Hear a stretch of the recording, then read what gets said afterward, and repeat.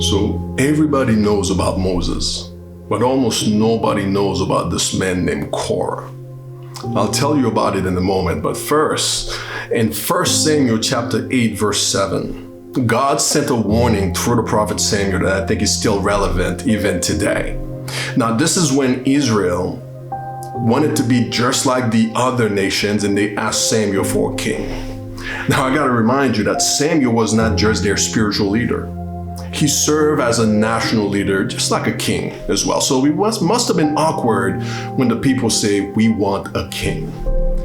But here's the thing. God told Samuel something very powerful. He said, Samuel, listen to the people, because it's not you they've rejected, but me. You see, what looked like people resisting human leaders was actually a heart posture against God's authority.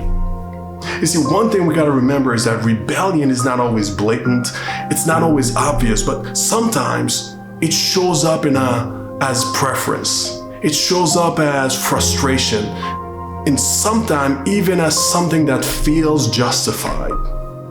But when you look a little deeper, it can reflect a resistance to the order that God has established. And before you know it, that same posture can start taking root in your heart. And we don't want it to get to that point. In other words, rebelling against leadership doesn't always start as a loud or public act. I mean, it can get to that point, but it doesn't always start there. It usually starts quietly, deep inside your heart. It's when disagreement turns into disdain and when frustration becomes resistance.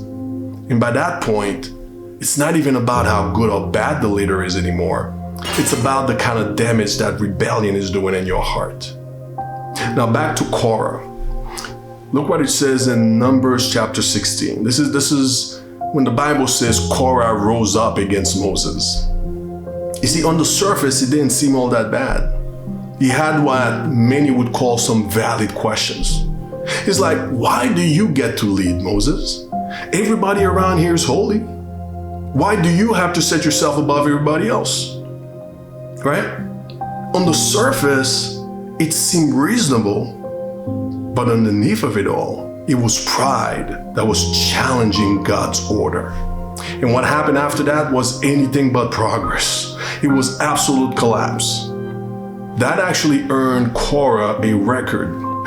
The Bible says the earth opened up and received them alive.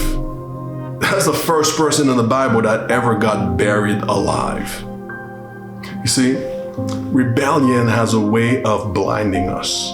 It convinces us that we're standing for what's right, when in reality, we might simply be resisting the authority because it's uncomfortable or it's simply inconvenient for us. But once that posture sets in, once that attitude takes root in us, in our heart, it doesn't even stay contained anymore. It starts spreading into other areas of your life, into other people around you. You know that guy Korah? You know, he wasn't the only person that got buried alive that day. He took a whole lot of people with him that wanted to rebel just like him. Remember Lucifer? Lucifer wasn't the only angel that got thrown out of heaven because of rebellion. He took a third of the other angels with him. It doesn't always mean that leadership's perfect. By no means am I saying that. But there's a difference. There's a difference between seeking change with humility and tearing down with defiance. One builds and the other one destroys. So the real question is, it's not just, is my leader right? It's what's happening in my heart. Because how we respond to leadership reveals whether we're being led by wisdom or by pride. You know what's crazy is, I cannot find any place in the Bible where pride ever led to something good. So here's my suggestion.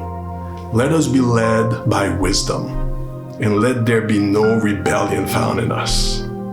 Let this be your prayer today.